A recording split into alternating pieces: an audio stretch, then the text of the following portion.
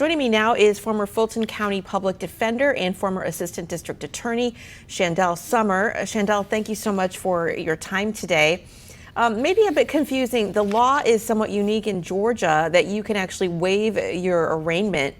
Can anything be read into the fact that so many have chosen to do that? Good evening, Julie. The law in Georgia that allows for the waiver of arraignment is simply a convenience for most defense attorneys. And I would say in the majority of cases, defense attorneys waive their client's appearance at an arraignment and just ask for 10 days to file motions. In this case, obviously, Trump wants to avoid any more media attention. So the idea of waiving an arraignment was certainly very convenient for him. Well, what about Mark Meadows? He's still trying to get his case moved to federal court. So if he were to appear in court Wednesday, would it have anything to do with that? Or do you think he'll succeed in actually getting his case moved? Well, we're awaiting the judge's ruling on the removal petition, of course.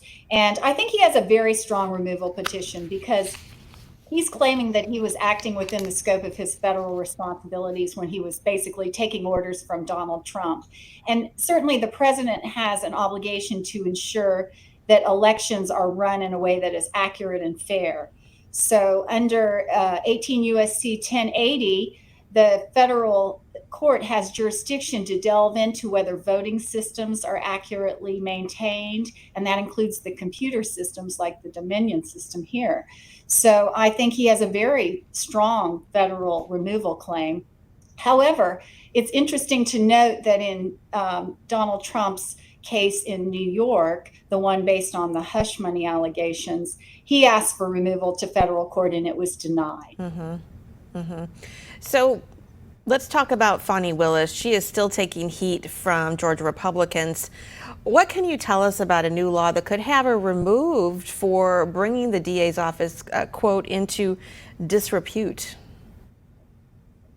Yes. Okay. In the last legislative session, the Republican-controlled legislature passed a new law that appointed a 5-member panel called the Prosecuting Attorneys Qualification Commission. And they have very broad powers to remove district attorneys from their positions based on conduct which they believe brings the office into disrepute or is prejudicial to the responsibilities that they have as a district attorney. And clearly there's a movement underway to have Fani Willis removed from her position as a district attorney. It's likely to be unsuccessful. And that particular statute that was passed in the last legislative session is currently on appeal. There's an injunction that's been issued based on an appeal by 4 different district attorneys in the state. So they are claiming that it's a violation of the separation of powers doctrine, and that, in my opinion, is likely to succeed. That seems like that would just be such a hard thing to prove. I don't know. I'm not the lawyer, but that just seems like it would take time to prove something like that.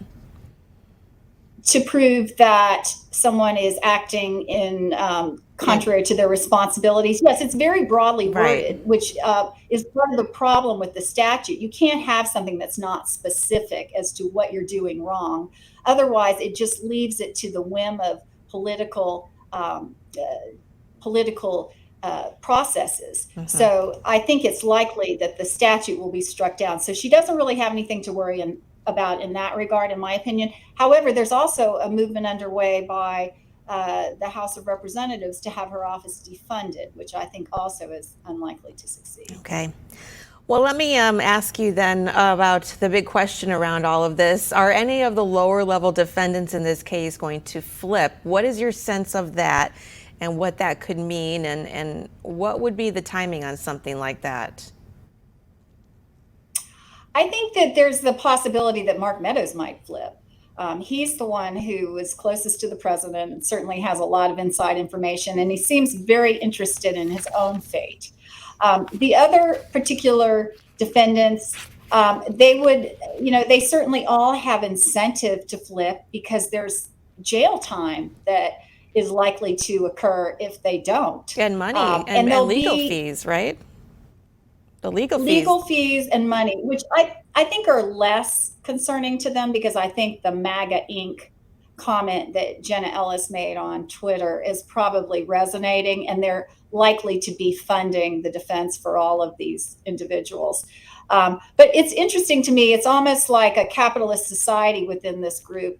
You've got some people who are still, in jail for longer, like the people associated with the Coffee County allegations of influencing, trying to influence the women who were the voting officials or Right. the elections officials. They don't seem to have the money or even the bonds set before they turn themselves in. So it's an interesting group of people. We shall see. Chandelle Summer, thank you so much for your time tonight. We appreciate it very much. Thank you, Julie.